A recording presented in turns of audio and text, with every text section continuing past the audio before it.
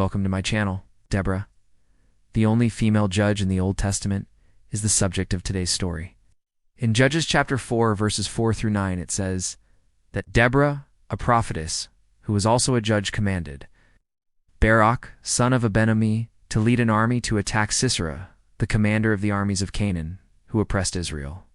But Barak refused to go unless Deborah would go with him. So Deborah agreed. But she said to Barak, "The honor will not be yours.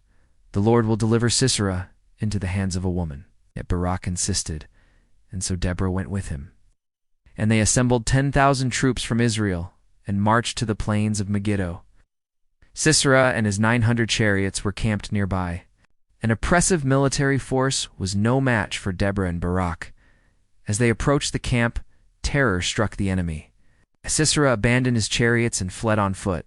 Now, according to the text, a woman named Jael, wife of Heber the Kenite, came out to meet Sisera. And when she saw him thirsty, she took him into her tent and gave him milk to drink.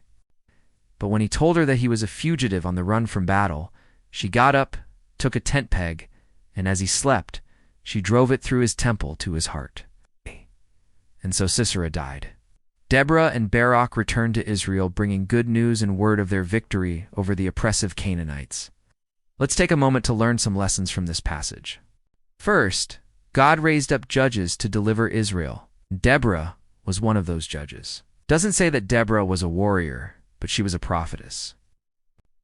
It was her spiritual gift of prophecy that led her to understand the call of God on her life. Second, despite Deborah's great faith, she recognized her own weaknesses.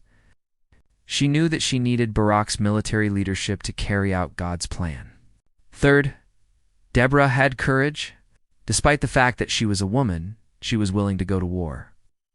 And even though she prophesied that Barak would not receive the honor for delivering Israel, she still went with him. Fourth, Deborah trusted God.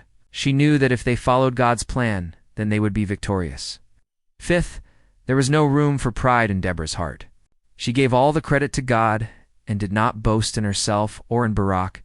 They simply did what God asked them to do. Oh, how we need more Deborahs in the body of Christ today. Women who are not afraid to step out in faith, to use their spiritual gifts, and to follow God's voice. Now, before we go, I want to remind you that every like and comment helps this channel tremendously.